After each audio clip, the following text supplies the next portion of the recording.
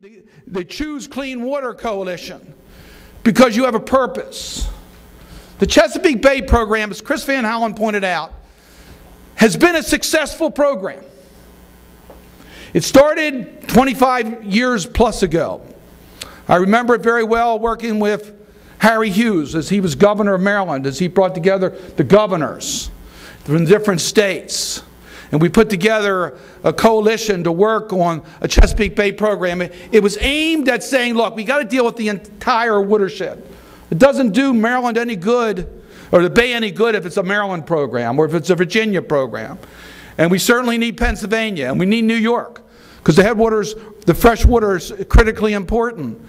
And don't forget West Virginia. That's an important state, in Delaware, and the district. We need all of the jurisdictions in the watershed. We've got to come together with a comprehensive approach. It's got to be dealing with all of the players. We've got to bring all the stakeholders. And it's got to be based upon the right science. And that was the framework of the Chesapeake Bay program. That was its, and there was a commitment. There was a commitment by government. There was a commitment from the private sector. And we all worked very hard. And we passed, I remember in the state legislature, and Chris does also, we passed some very tough bills on land use. And we were able to get that done. And we made a difference. You know, one of our concerns is whether there would be the staying power to stick with the Bay program. And there has been. Your presence here demonstrates that. That there is that staying program. You understand the importance of it.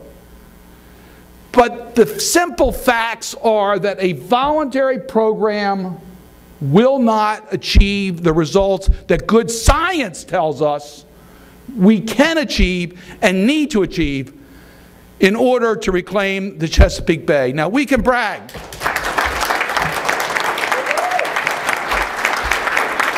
We can brag that the Chesapeake Bay program model has been copied from California to Maine and has been the model program.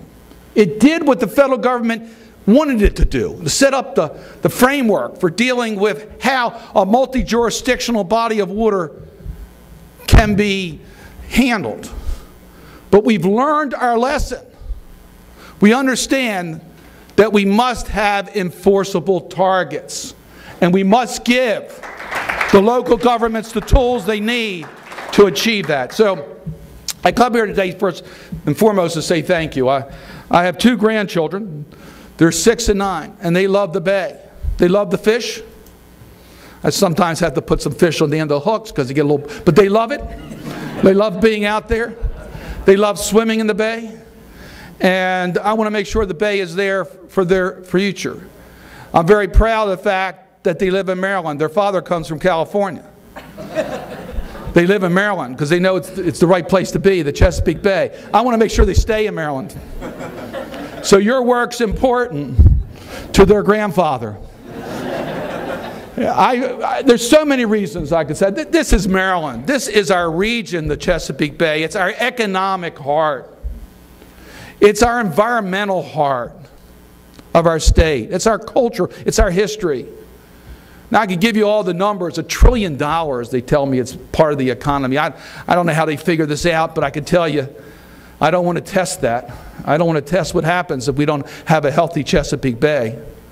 I want to make sure that we have it. I could go through how the presidents from Ronald Reagan to Barack Obama have characterized it as the national treasure, and how the United Nations Ramsar Convention recognizes it as a bay as an ecological region of global significance. So we know it's international. This is an international treasure that we have, that we've got to figure out a way to protect it. And we get a little bit annoyed when people from outside of our region start to tell us about what we should be doing here, and that we don't need the tools in order to get the job done. We know what we need to do. Now it's time for us to get on and get the job done, and we can. I want to talk first a little bit about the Bay's problems. You've already gone through it. You've had the experts. You've had Lisa Jackson here. You've had Chuck Fox. You've had the real champions who understand this. You have an administration who's taking steps to reverse this. You also heard from some other colleagues. Chris mentioned Elijah Cummings, but I really got to underscore the leadership that Elijah Cummings is playing in the House of Representatives in bringing this bill forward. We're working together as a team with all of you to get this done. I know Frank Cradaville has also been here. He's a real champion on the Eastern Shore of Maryland on these environmental issues. So we've had a group, and Donna Edwards has been here. You've had a lot of people here. And the reason why we're all together is that the Bay's in trouble. The Bay's in trouble today. It's been characterized as a poor quality, is what I guess the major classification is.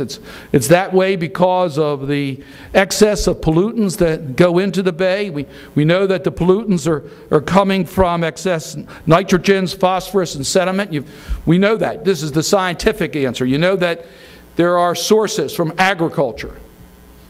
And yes, we've now given our farming community additional tools in the Farm Bill.